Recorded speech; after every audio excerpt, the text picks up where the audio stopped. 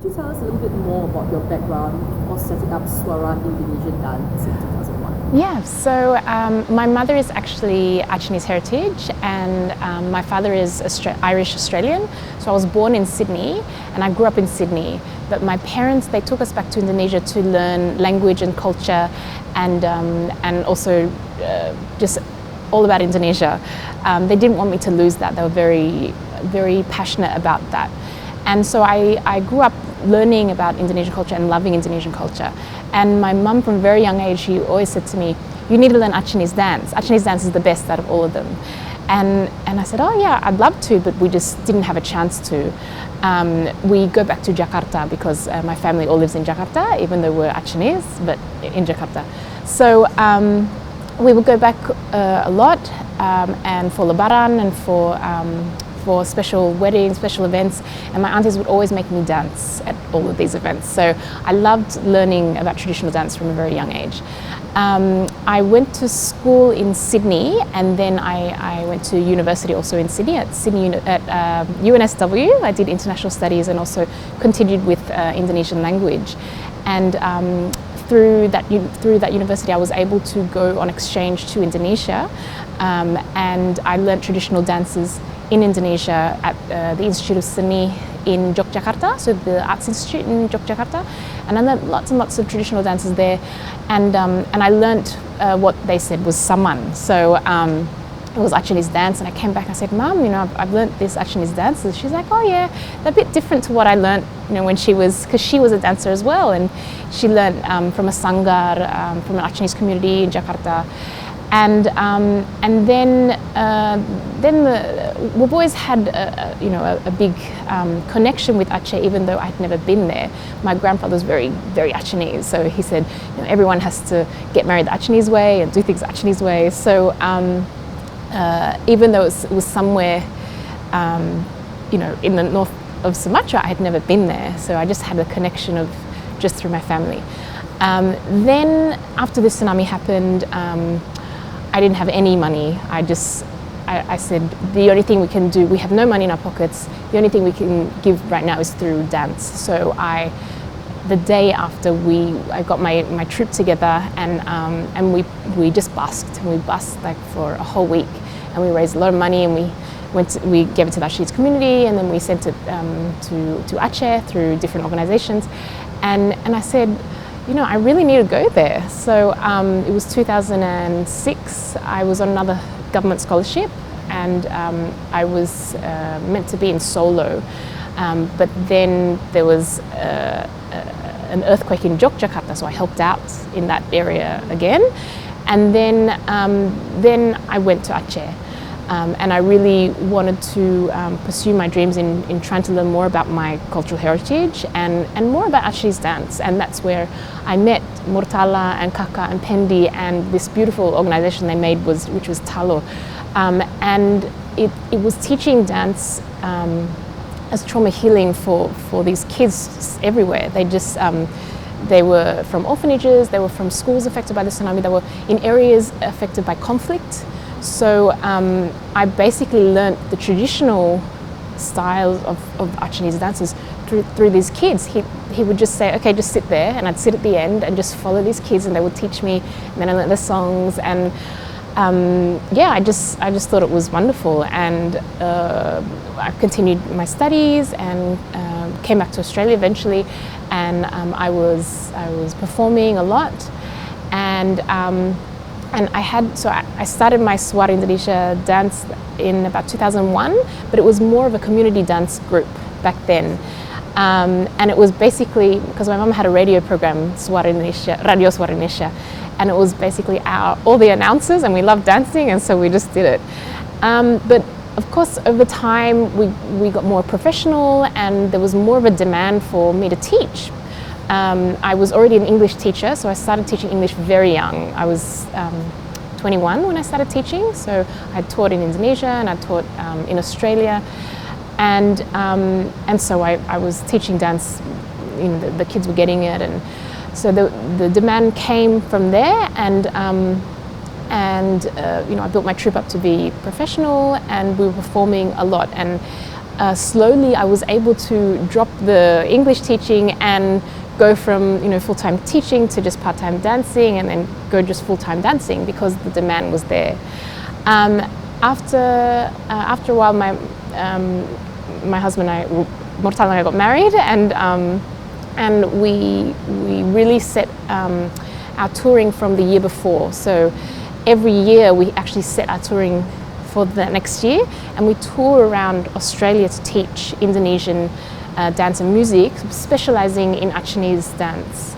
And yeah, now, I mean, we saw the video of Gondwana, so that choirs are really loving this because they're realizing it's not the dance, it's not just dancing, it's actually body percussion. You have to embody so much to produce what you see and what you can hear. So yeah, we've just been doing that, and we're loving it. I think it's the best job in the world because I get to do what I love, and I love sharing my culture with everyone.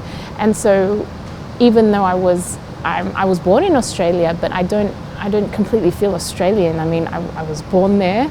I do speak English, but I'm very passionate about my Acehnese heritage and about being Indonesian as well. And recently I was a case study for the Department of Foreign Affairs, because an example of multicultural Australia, because Australia is not just white. We have Australia has a black history to start with.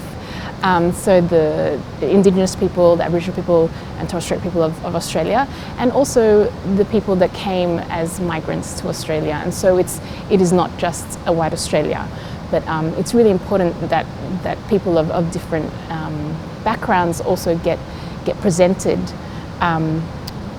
in different forms, and what we do is through dance and music. Wonderful. Sounds like a very colorful history you have, actually.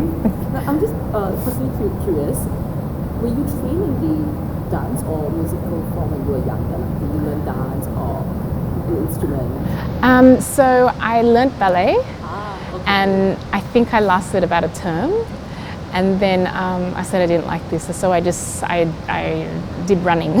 so I was a sportswoman. And at school I did singing and dancing and a lot of theatre as well. So that's probably why I'm not shy. And then I always asked my mum and my aunties to teach me. I just loved Indonesian dance from a very young age. No one had to force me. They weren't like, do this. Like, I have my kids' class at the moment, and the teenagers come in and they're like, oh, do we have to do this?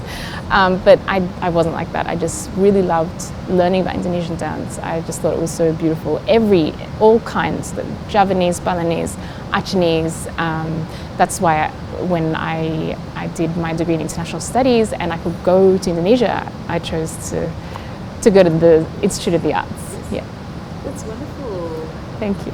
So, how do you combine these elements, your theatre, music and dance together when you're doing Suara Indonesian dance? I mean, do you actually do it consciously or subconsciously? Well, we have focused a lot more on the teaching aspect these days. I think looking back, I think it takes a good 5 to 8 years to really create a professional troupe. I've had my girls since they were 14, 15, and now they're mothers and have babies. So we're all young mums. They still come back and perform, but it takes a long time to create that. And so because I don't have everyone always for the shows, we have focused a lot more on teaching, and I think it's important because we can connect with a much larger audience. So because we're focused on teaching, we do these shows that encompass a variety of dances from all around Indonesia. And then, so that goes for about 25 minutes in the 1 hour show, and then and we do really quick costume changes. This is from Java, this is from West Sumatra, and then we get everyone in that U shape, and we teach the Acehnese body percussion, because it's not just everyone can do it. Everyone can do it. You don't have to be that musical. You don't have to be a dancer. You know, anyone can do it.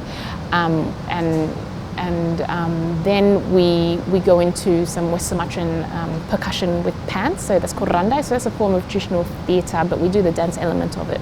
So because we're combining all of that, our presence on stage, we have to be theatrical, because these are Australian kids. I mean, the attention span is not, we can lose them. So we have to be very fast changing, and just what society is demanding from us now. And so that's how we can combine everything into that show. And now I'm training teachers to do what we do, because obviously we get double bookings if we're overseas or in different parts of the state. So I'm building my company more on a teaching level more than my professional dance troupe. Yeah, it was slowly diminishing. Getting married, getting pregnant, having kids. Life goes on. Okay, so can I just, I'm just curious, so is there some form of choreography involved in some of the performances, or are these 100%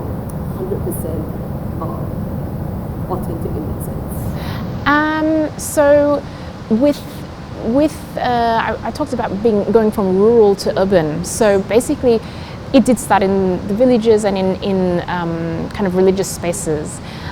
Slowly over time, that stopped and it moved to the stage. So when things move to the stage, they get shortened.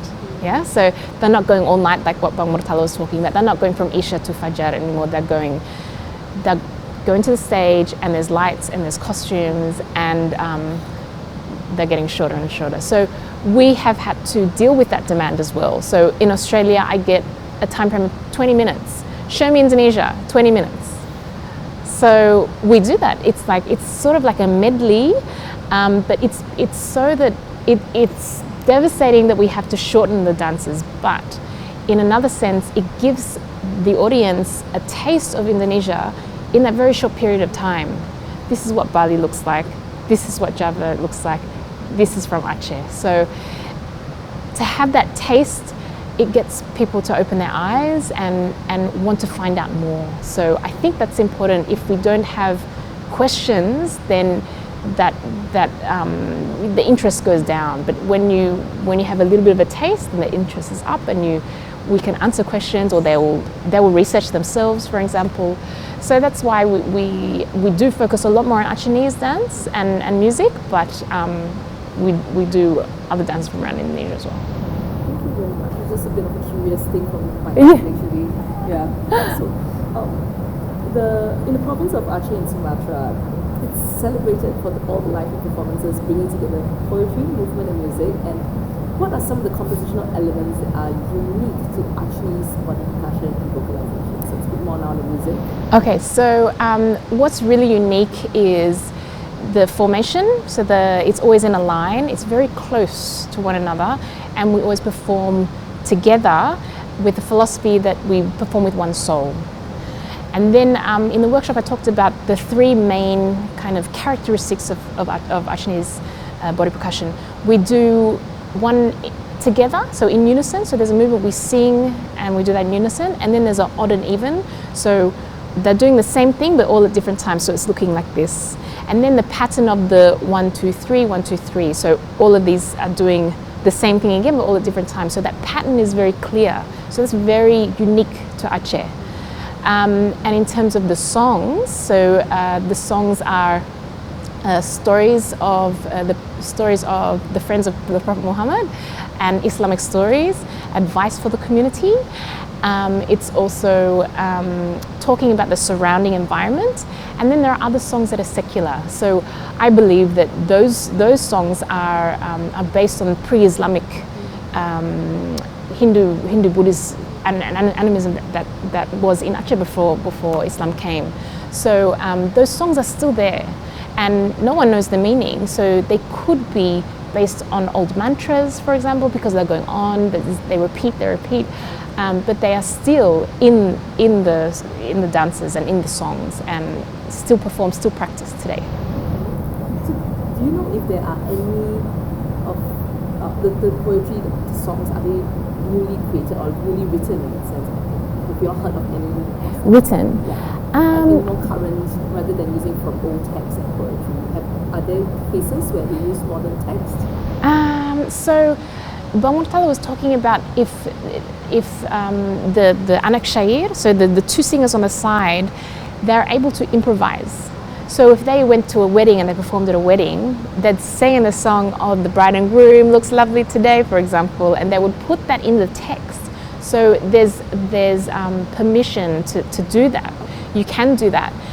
But sometimes the melody doesn't change, or sometimes the chorus doesn't change. So they wouldn't change things like when they praise God and praise the Prophet Muhammad in those words. But then the pantun, so the verses, yeah. So the chorus maybe wouldn't change, but the verse would change. Yeah. So there's a bit of a free will there to just adjust accordingly. Yeah.